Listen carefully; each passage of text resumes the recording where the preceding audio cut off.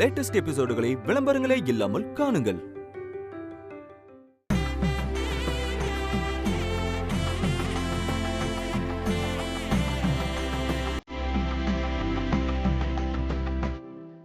கையெழுத்து போட அக்ரிமெண்ட் கொடுத்து அனுப்பிச்சுங்களா?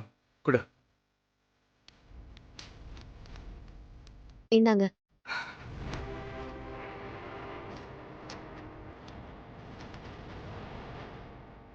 ஏய், என்ன கையெழுத்து போடாம வச்சிருக்க? நான் தான் போட முடியாதுன்னு அன்னைக்கே சொல்லிட்டேன்ல. தயவு செஞ்சு இதை எடுத்துட்டு கிளம்புங்க.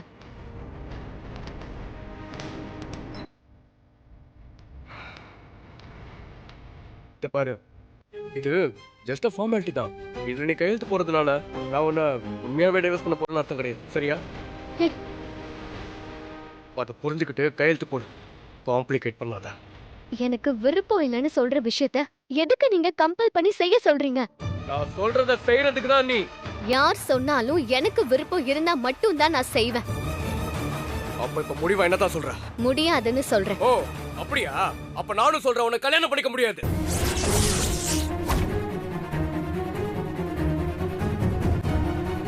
என்ன சொல்றீங்க? ஆமா, இதுல உன் கையெழுத்து இல்லைன்னா நான் உன்னை கல்யாணம் பண்ணிக்க மாட்டேன். இப்ப போய் உங்க அம்மா கிட்ட எனக்கு இந்த கல்யாணத்துல விருப்பம் இல்ல, இந்த கல்யாணத்தை நிப்பாட்டிங்கன்னு சொல்ல போறேன்.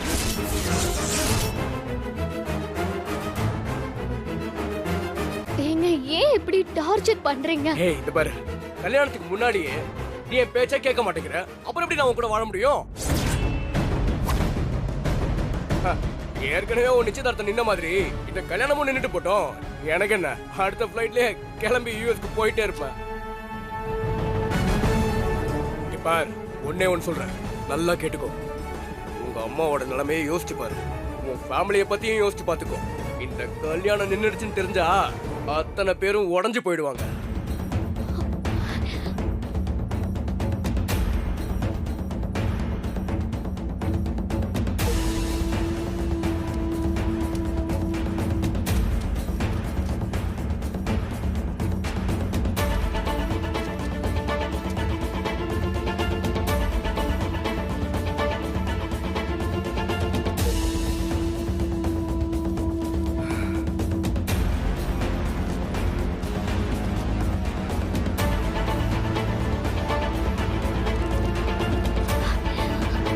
இந்தாங்க.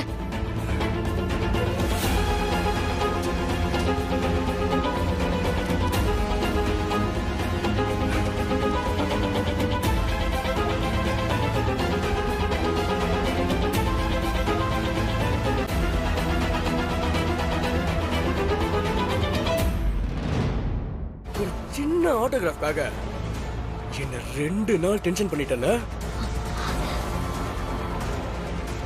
இப்பதான் நீ என் வைஃப் மாதிரி நடந்துக்கிற. இப்படிதான் இருக்கணும். மனசா, மனசா,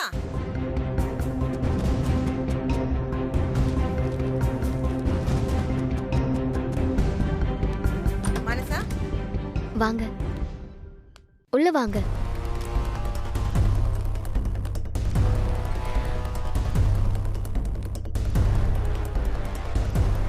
அண்ணா, உன்னை மாப்பிள்ள ரூம்ல ரெடியாக சொன்னா இங்க என்ன பண்ணிட்டு இருக்க? அது ஒண்ணும் இல்ல, சும்மா ஒரு 5 நிமிஷம் பார்த்து பேசிட்டு போலான்னு வந்தேன். சரி இல்லையே, விட்டா இப்பவே தாலி கட்டி அடுத்த ஃபிளைட்ல மானசாவை யுஎஸ் கூட்டிட்டு போயிடுவ போல. நீங்க பேசினது போதும், கிளம்பு. வரேன்.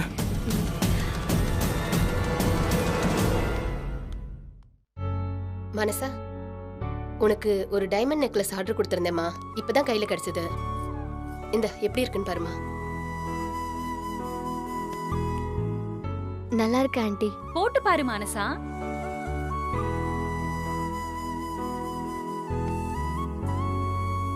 ரொம்ப அழகா இருக்குமா.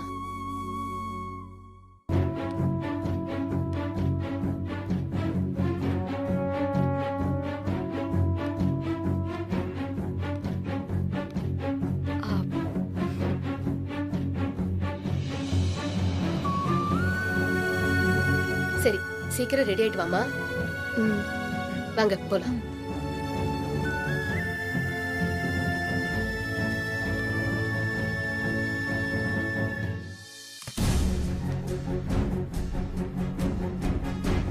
என்ன வேணும் உங்களுக்கு?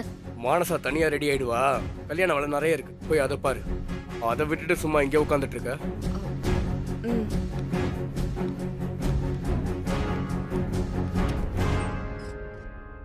இப்போ நீங்க எதுக்கு இங்க வந்தீங்க? அது அக்ரிமெண்ட்ல கையெழுத்து போட்டில, அது யார்கிட்டயும் சொல்லாத, சரியா? உங்களுக்கு யார் மேலயும் நம்பிக்கை வராதா? இப்படிதான் எப்பவுமே சந்தேகம் பட்டுட்டே இருப்பீங்களா? இல்ல இல்ல, சந்தேகம் இல்ல, கிளாரிட்டி. நான் எந்த விஷயம் பண்ணாலுமே கிளாரிட்டியோட தான் பண்ணுவேன்.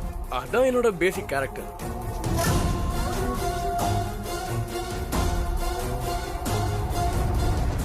ஆக்சுவலா சொல்ல போனா, என் தங்கச்சி பிரீத்தி இருக்கல்ல, அவ கூடயும் நான் பிசினஸ் பண்றேன். அந்த பிசினஸ் ஆரம்பிக்கும் போதே நாங்க 2 பேரும் அக்ரிமெண்ட் சைன் போட்டு தான் ஆரம்பிச்சோம். கூட பிறந்த தங்கச்சி கூட பிசினஸ் பண்றதுக்கே நான் வந்து அவகிட்ட கையெழுத்து வாங்கும்போது உன்கிட்ட வாங்குறதுல என்ன தப்பு? இனி இத பத்தி பேசுறதுக்கு ஒண்ணும் இல்ல.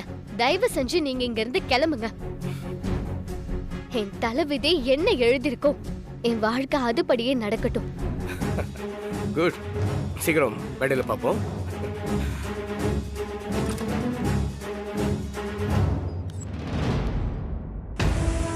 வேற வழியே இல்லை. அட்லீஸ்ட் வாணிக்கிட்டையாவது இந்த விஷயத்த சொல்லி இந்த கல்யாணத்தை நிறுத்த ட்ரை பண்ணலாம். அதான் கரெக்டாக இருக்கும்.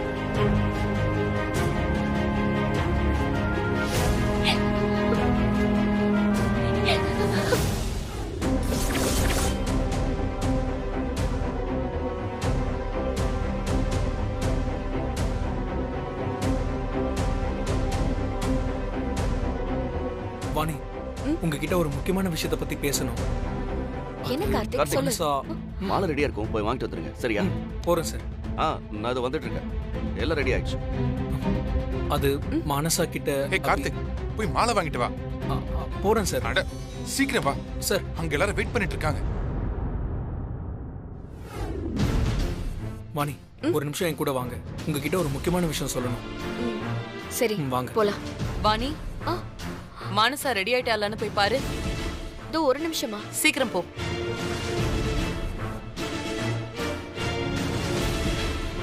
மானசா ரெடி ஆயிட்டானா அழைச்சிட்டு வா. சரிங்கம்மா. சரி போ.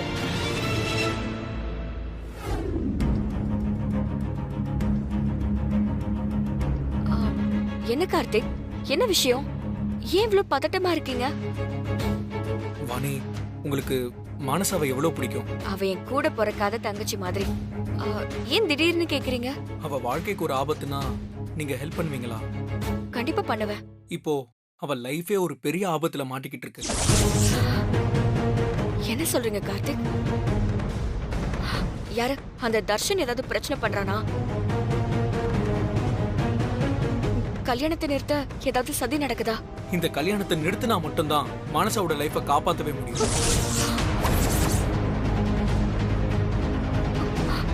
என்ன சொல்றீங்க?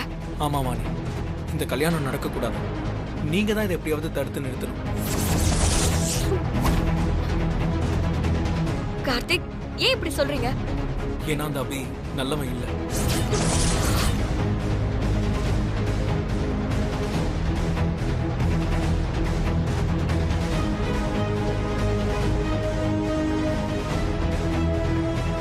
இது prenuptial agreement.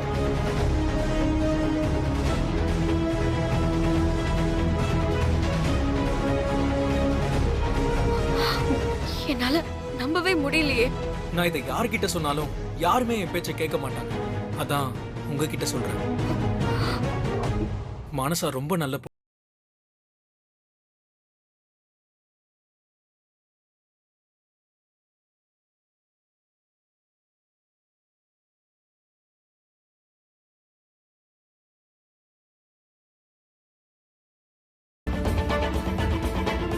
நிஜமாவே அது ஃபாரின் போறதுக்கான பேப்பர் தானா? ஆமா வித்யா, அதுல என்ன உனக்கு டவுட்? இத சஞ்சய் கிட்ட சொன்னா கண்டிப்பா இது பெரிய பிரச்சனை ஆக்கிடுவா. வேண்டாம், அத்தை கிட்ட சொல்லலாமோ? தற்கொலை பண்றது முட்டாள்தனம்னு பேசுற நீயே இப்படி எல்லாம் பண்ணலாமா வேதா? நான் கொடுத்த வாக்கு என் உயிருக்கு சமம்.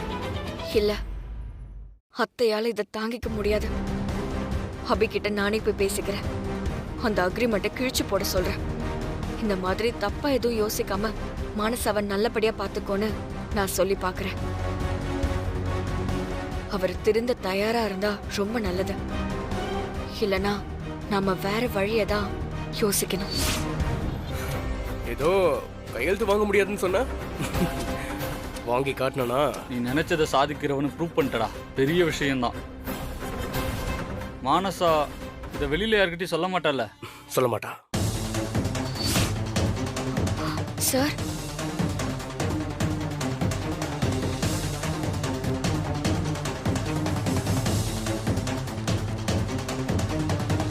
உங்ககிட்ட கொஞ்சம் தனியா பேசணும். என்கிட்டயா? நீயா? ஆமா சார், ஒரு 5 நிமிஷம் ப்ளீஸ் சார். டேய், கொஞ்சம் வெளியே வெயிட் பண்ற.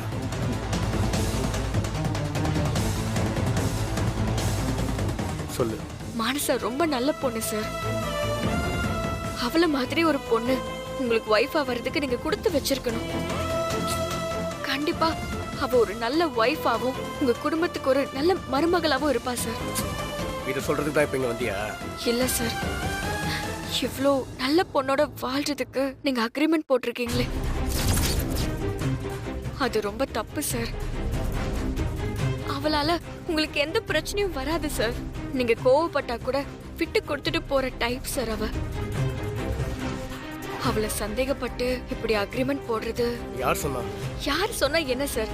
நீங்க பண்ணது ரொம்ப தப்பு சார். அப்புறம் ஒரு வேலைக்காரி நீ எது கரெக்ட் எது தப்புன்னு எனக்கு நீ கிளாஸ் எடுக்கறியா? என்ன என்ன வேணாலும் சொல்லுங்க சார், அது எனக்கு பிரச்சனை இல்ல. ஆனா அந்த அக்ரிமெண்ட்டை மட்டும் கிழிச்சு போட்டுருங்க சார் ப்ளீஸ். அதெல்லாம் முடியாது. Get lost. உங்க கால கூட விழற. என்ன பண்ற? ஏய் வாணி. அபி என்ன பண்ணிட்டு இருக்கீங்க? நீதானே இதுக்கெல்லாம் காரணம். இந்த விஷயம் வெளியே தெரியக்கூடாது, இது நம்ம பர்சனல்னு சொன்னா நீ இந்த வேலைக்காரர்கிட்ட விஷயத்த சொல்லி அக்ரிமெண்ட்டை கிழிச்சு போட சொல்ற. இத பார்த்தா உனக்கு எப்படி இருக்கு? இவ ஒண்ணும் வேலைக்காரி கிடையாது, என்னோட பெஸ்ட் ஃப்ரெண்ட். இவளுக்கு ஏதாவது ஒண்ணு ஆச்சுன்னா நான் சும்மா இருக்க மாட்டேன். ஒரு பொண்ணு கிட்ட இவ்ளோ ரூடா பிஹேவ் பண்ற உன் அம்மா உன்னை இப்படிதான் வளர்த்தாங்களா? மரியாதை. மானசா கொஞ்சம் பொறுமையா இரு.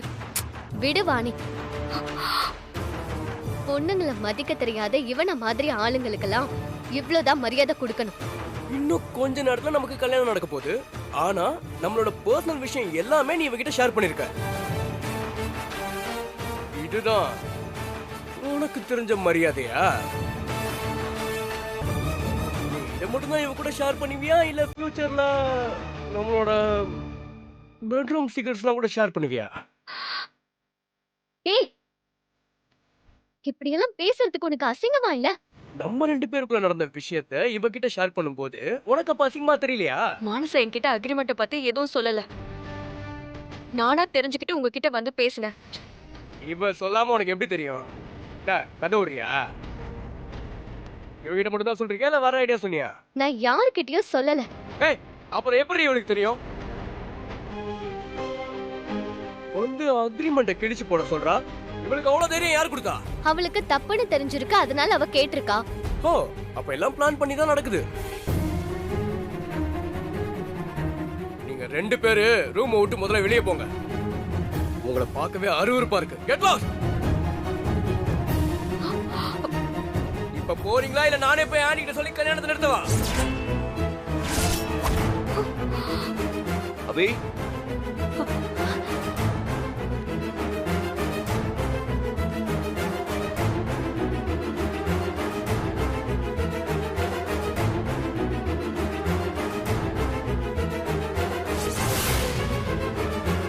என்னாச்சு? ஏதோ கல்யாணத்தை நிறுத்துறத பத்தி பேசிட்டு இருக்கீங்க.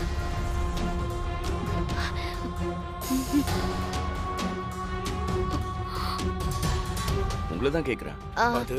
அது ஒண்ணும் இல்லனா. ஏற்கனவே தர்ஷன் கூட எனக்கு நிச்சயம் நடந்ததில்ல. அது நிக்கலனா இப்ப என் கல்யாணம் நடந்திருக்காதுல்ல. அததான் சொல்லிட்டு இருந்தேன். எல்லாம் நல்லதுக்கு தான் ஆபி. ஃபர்ஸ்ட் நெக்ஸ்ட் டே உங்க கூட மானசாவுக்கு நிச்சயம் பண்ணிருந்தா இந்நேரம் எப்பவும் உங்க கல்யாணம் முடிஞ்சிருக்கும். சரி மனசா, அம்மா நீ கிளம்பிட்டியான்னு பார்க்க சொன்னாங்க. நீ என்னடா மாப்பிள்ளை கூட பேசிட்டு இருக்க? போய் கிளம்பு, டைம் ஆச்சு. மணி கூட்டிட்டு போ. வா.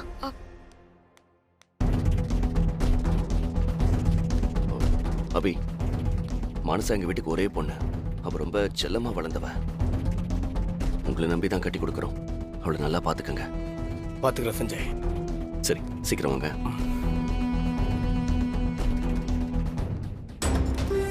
வா. மானசா, நம்ம போய் எப்படியாவது அவரை சமாதானப்படுத்தி இந்த அக்ரிமெண்ட்டை வாங்கிடலாம். வா. உனக்கு எதுக்கு வித்யா இந்த தேவையில்லாத வேலை? அதுல மானசா, அந்த அக்ரிமெண்ட் தயவு செஞ்சு இனிமே இத பத்தி யாருக்கிட்டயும் பேசாத. இதை இதோட விட்டுரு வித்யா. நான் என்ன சொல்றேன்னா அது நீ எதுவும் சொல்ல வேண்டாம். நான் ஏற்கனவே ட்ரை பண்ணி பார்த்துட்டேன். இனி இதால ஏதாவது பிரச்சனை வந்துச்சுன்னா அது நம்ம மொத்த ஃபேமிலியையும் பாதிக்கும். அதனால வேண்டாம், நீ கிளம்பு. போ வித்யா, போ போ, நான் சொல்றேன். போ வித்யா, போ போ.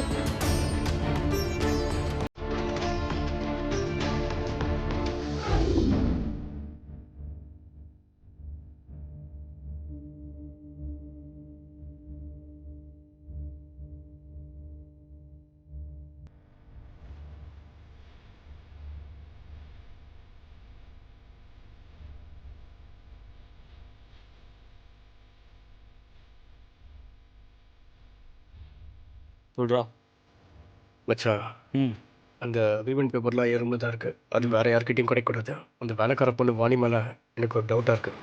எதுக்கும் நீ ரூம் மேலே ஒரு கண்ணு வச்சுக்கூடா. கவனமாக பார்த்துக்கோ. ஓகேடா.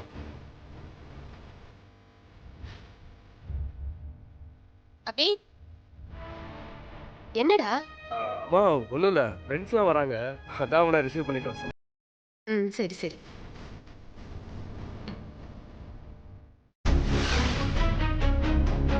இதுக்கு மேலேயும் அவகிட்ட கெஞ்சுறதுல எந்த அர்த்தமும் இல்லை. இந்த கல்யாணம் நடக்கக்கூடாது. அதை நாம தான் தடுத்து நிறுத்தி ஆகணும். ஆதாரம் இல்லாம அபி தப்பானவன்னு சொன்னா யாரும் நம்ப மாட்டாங்க. அந்த அக்ரிமெண்ட்டை எப்படியாவது எடுத்து அந்த ஆதாரத்தை காட்டினாதான் எல்லாரும் நம்புவாங்க. அப்பதான் இந்த கல்யாணத்தை நிறுத்துவாங்க. இப்பவே போய் அதை எப்படியாவது எடுக்கணும். ஆனா அது எப்படி எடுக்கிறது? எதுவா இருந்தாலும் பரவாயில்ல, அதை துணிஞ்சு எடுத்துட வேண்டியதான்.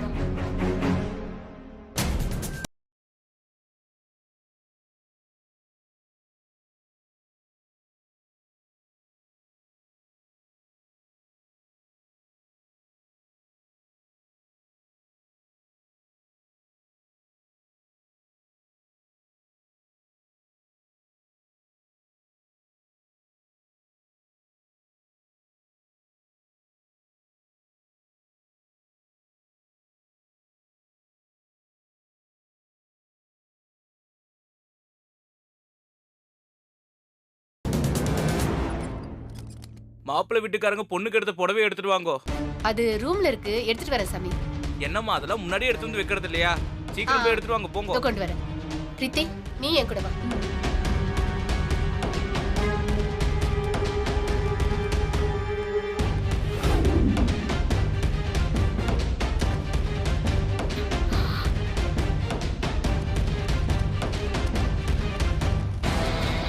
வாணி,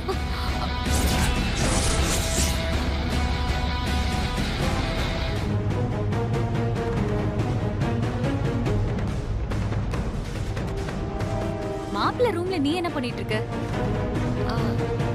உன்னதான் கேக்குறேன், இந்த ரூம்ல என்ன பண்ணிட்டு இருக்க? அது சந்திரமோகன் சார் தான். அங்கிள் என்ன சொன்னாரு? இல்ல, அவரோட பேக் இந்த ரூம்ல இருக்குன்னு சொன்னாரு. அங்கிளோட பேக்கா? ஆமா, அதுல அவரோட பர்ஸ் இருக்கு, எடுத்துட்டு வர சொன்னாரு. அதான் தேடிட்டு இருந்தேன். அவரோட பேக் இந்த ரூம்ல இல்ல, மானசா ரூம்ல தான் இருக்கும். அதனால அங்க போய் தேடு. அப்போ ஓகே, நாங்க போய் பாக்குறேன். நில்லு. உன் ஃப்ரெண்டு இன்னும் 2 நாள்ல யுஎஸ் கிளம்ப போறா. அதுக்கப்புறம் உனக்கு அந்த வீட்ல சப்போர்ட் குறைஞ்சிரும். என்கிட்ட இருந்து உன்னை யாராலையும் காப்பாத்த முடியாது. நீ இதுவரைக்கும் போட்ட ஆட்டத்துக்கெல்லாம் சீக்கிரமே நான் ஒரு முடிவு கட்ட போறேன். நீ என்னோட டார்ச்சரால அந்த வீட்டை விட்டே ஓட போற. ஒரு வேலைக்காரி நீ ஏன் கூட போட்டி போடுறல? கல்யாணம் முடியட்டும், அதுக்கப்புறம் இருக்கும் உனக்கு. என்ன பாத்துட்டு இருக்க? போ.